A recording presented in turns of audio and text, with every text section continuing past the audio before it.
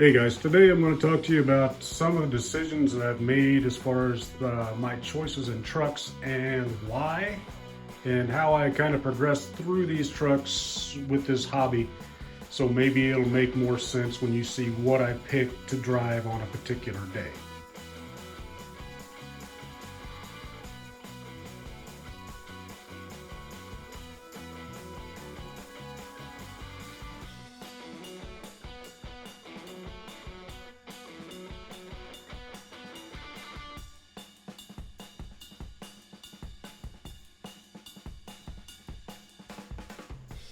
All right, guys, let's start with this truck. This is a SCX-10-2 Raw Builders Kit. This is my second Raw Builders Kit. It's the Axial Mighty FC body. You can, as far as I know, you can still get this body from Axial. That's basically who I got it from. I ordered it, painted it white, added all of the fun stuff that I had left over from other kits on it, a couple of 3D printed parts, and it works out pretty well because this stuff is, these 3D printed parts are fairly heavy, but it's not enough that it's going to upset your top heavy weight balance. This is the 11.3 inch wheelbase, which makes it a little more challenging than the 12.3s. And I built this one because I wanted something just a little more challenging than the longer wheelbases, because everybody said they were harder to drive. And it's not so much harder, it's just a little bit different challenge, because this one handles different. It drives different, and you've got to plan your approach angles different because you don't have that longer wheelbase to give you that uphill stability so much. However, coming downhill, it's actually a little more stable because you don't have all that weight that's going to carry up further and make you teacup down the hills. But this was a really challenging truck in comparison to the other trucks, the 12-inch and the 12.3s and all of that stuff. And I realized after I built this that I was actually looking for something more challenging to drive, not so much better or tweak it until it does everything perfect, because perfect is never going to happen. You always have the limitations of physics. But this one was a lot of fun. I really enjoyed it, and a lot of people enjoy it. Every time I take it out, everybody just loves it. There's, oh, look at that, it's even got troopers in it, and you know, that's kind of part of the hobby, is to share it with other people. Like I said, this isn't the most capable truck. It's not the worst, but it is by far not the most capable truck, because we already know what the most capable truck that Axial makes is, and we'll get to that one next. All right, we all know this truck. It's it's been around enough. This is my Axial Capra RTR. This thing, once you change over to the heavier wheels on the outside, and you get all of your clearances done with your portal boxes, and you grease your axles and everything in the transmission and set everything up, it is a super capable machine.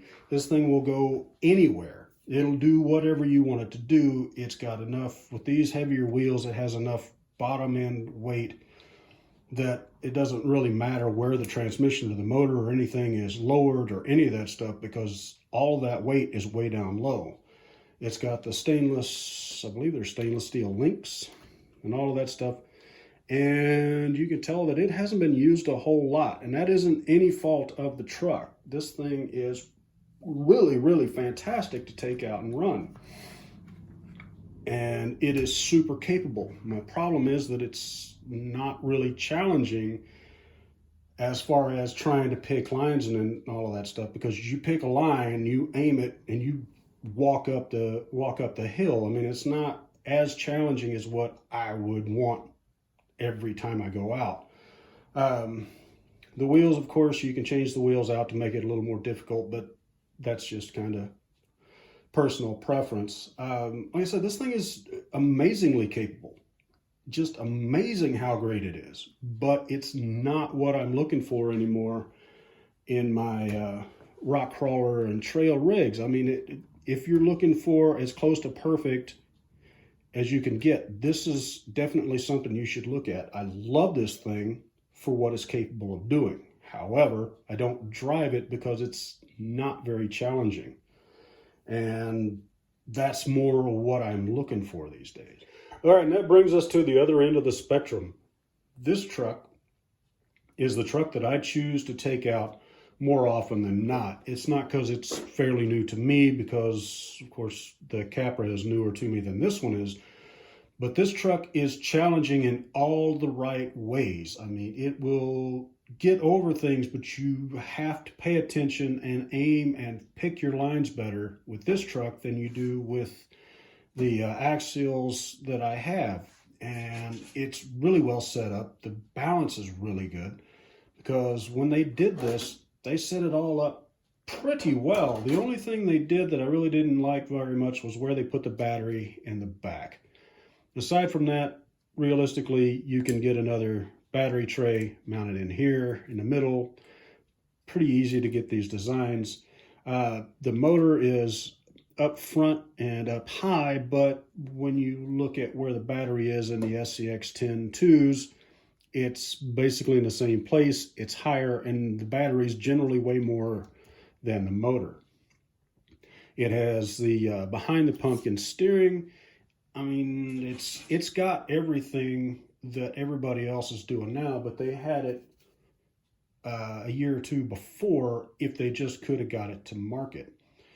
It does not have fantastic ground clearance. It doesn't have fantastic anything. It's got scale size tires, which I really do like. These things perform really well.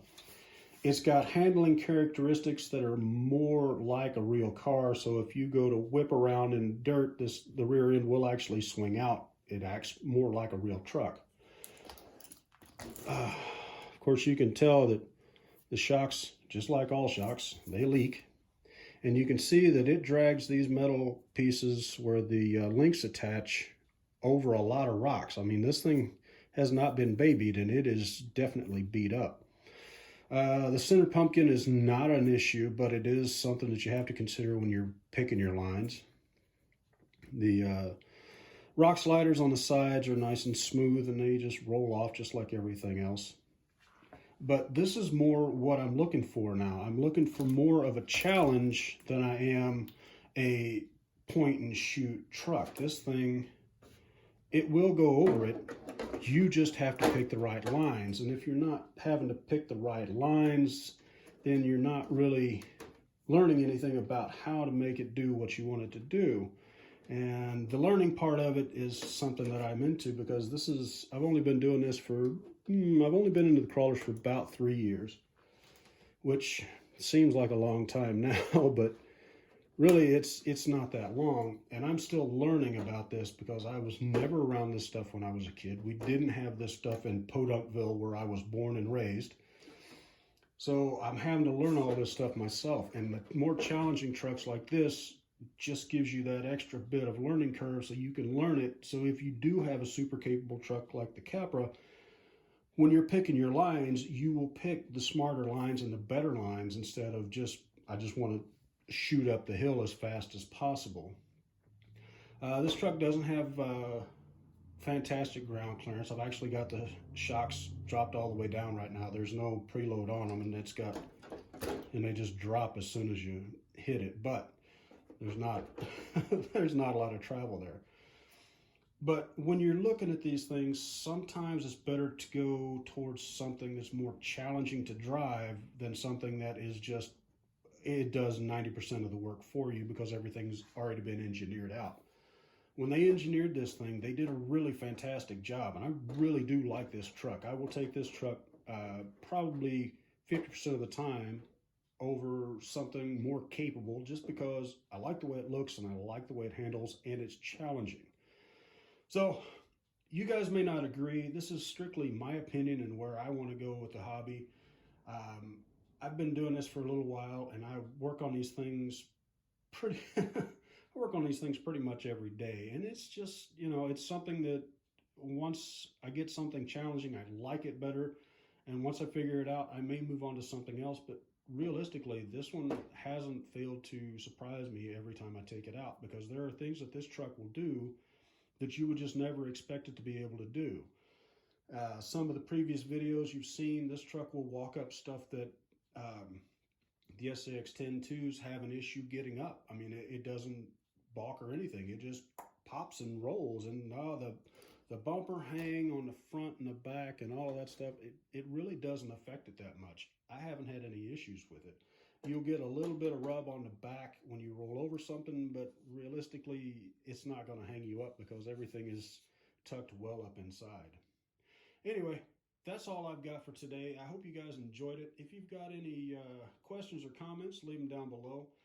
Uh, Try to find something more challenging. Building up a truck so that it will do anything, anytime, anywhere is great, but finding something challenging that you can make do the more difficult climbs is more satisfying to me than something that will just basically just glom onto the rock and roll over the other side.